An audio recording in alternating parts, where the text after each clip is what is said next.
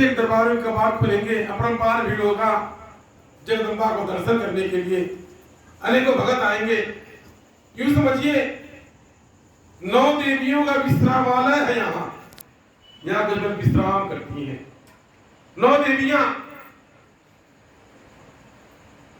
जो पचमढ़ा दरबार की कुल देवी हैं, जिनके दरबारों में परंपार भीड़ होता है, कहीं खून कच्चड़ होता, कहीं बलि चढ़ता है, तमाम प्रकार से 9 देवियों ने मिलकर एक सात्विक दरबार बनाया जहां उनको विश्राम मिले। सच में आज प्रत्येक दरबारों से अलग अलग माताएं, उनके दरबार में कुछ भी चढ़ता हो, कुछ भी मान्यता हो, किंतु पचमढ़ा में दरबार में आकर के सबने ये मान लिया कि यहाँ पूजा पाठ शाकाहारी रूप से चढ़ेगा। किसी की बलि नहीं दी जाएगी, जीव जंतु की बलि नहीं दी जाएगी। सभी देवी देवता श्रद्धा भाव भक्ति पूर्वक, यानी इस प्रकार से पंचवाली माता जी का पूजा श्रद्धा भक्ति विश्वास और आदेश का पालन और उनका चढ़ावा, इसी को स्वीकार किया। किसी देवी किसी देवता ने यह नहीं कहा हमें बलि चाहिए या कबूतर खसी भेड़ा मुर्गा इत्यादि या कोई अन्य चीज, सभी ने एक ऐसा स्थान बनाया। 9 देवी ने एक ऐसा स्थान बनाया जहां माताओं को कुछ पल विश्राम करे। 9 देवी ने ऐसा दरबार बनाया जहां हर दरबारों से अलग हो, हर चीज का नियम हर प्रकार से अलग हो, सनातन धर्म से ही जुड़ करके, किंतु आडंबर से परे हट करके दरबार का नियम हो, ऐसा माताओं ने दरबार बनाया।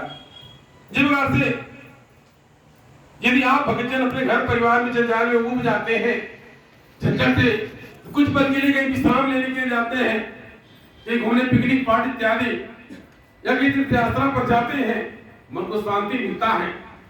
किसी तीर्थ स्थान में जाकर के, किसी दरबार में जाकर के मन को शांति मिलता है, सुकून मिलता है, मन का बोझ हल्का हो जाता है और पुनः आते हैं, पुनः उसी जंजाल में आकर के अपने गृहस्थ जीवन को व्यतीत करते हैं। ठीक प्रकार से जगदम्बा अपने दरबारों को छोड़कर कुछ पल के लिए दरबार में आती हैं।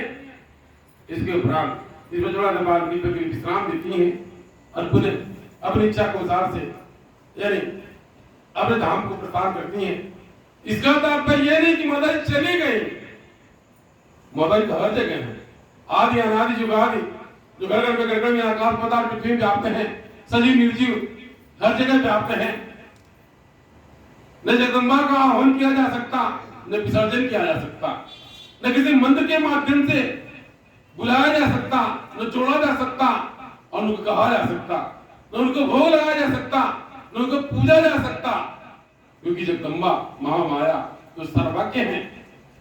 यह तो भाव है, यह भाव है। भगत भोग लगाता है, नारायण चुनी धूपी पे करवर्ती जलाता, मंदिर बनवाता, यज्ञ भंडारा कर अपने लिए, यानी ये अपने लिए हमको कभी कमी न हो, अन्न धन वस्त्र की कभी कमी न हो, इसलिए भगत वो दान पुण्य करता है, इसलिए धर्म कार्य में लगता है। यह अपने लिए, जगदम्बा के लिए कुछ नहीं। इस संसार में आप अपने लिए जो कुछ भी करते हैं अपने लिए करते हैं। तो फिर इस दरबार में रोज पूजा पाठ चलता रहता, जगदम्बा की दया दृष्टि बनी रहती। अब जगदम्बा भक्ति विश्वास का परीक्षण लेती हैं, भगत के भक्ति विश्वास का परीक्षण लेती हैं, आजमाती हैं, टटोलती हैं, मेरी भक्ति मेरे विश्वास में लगेगा या नहीं, ये लालच में लगा है या भक्ति मुक्ति मोक्ष के लिए लगा है या आवागमन से मुक्ति पाने के लिए, ये किसी विषय वस्तु को लेकर के दरबार से जुड़ा है, लगा है। जगदम्बा उसकी भक्ति का परीक्षण लेती हैं और जो जिस योग्य होता है उसको उस योग्य फल प्रदान करती हैं। यदि कोई भक्ति के योग्य है, मुक्ति मोक्ष कल्याण के योग्य है, उसको भक्ति का मार्ग प्रदान करती हैं। यदि कोई लालच के योग्य है, उसको ढेर सारे जंजाल में उलझा देती हैं। जिस किसी को तात्कालिक आवश्यकता है उसको तात्कालिक सुख दे करके स्वयं जगदम्बा प्रसन्न होती हैं। कोई फिर भविष्य के लिए चिंतित परेशान है, उसके भविष्य को सुरक्षित करके जगदम्बा स्वयं आनंदित होती हैं।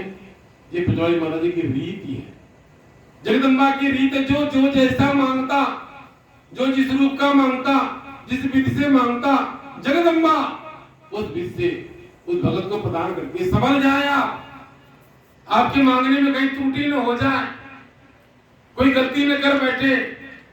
जगदम्बा प्रधान कुछ और करना चाह रही, आप मांग कुछ और है, आपके मन में कुछ और है, और जगदम्बा ने आपके लिए कुछ अलग विधान बना रखा है। तो आपको पश्चाताप न करना पड़े, समर्पण कर दे। तन बंधन दे तो आपका, मेरा तो कुछ नहीं। बनाना बिगाड़ना मारना बचाना आपका, मैं तो एक कठपुतली हूँ। तो जगदम्बा भक्ति विश्वास का परीक्षण लेती हैं, कभी विचलित न हो, कभी न भटके, विश्वास और भरोसा कायम रखें।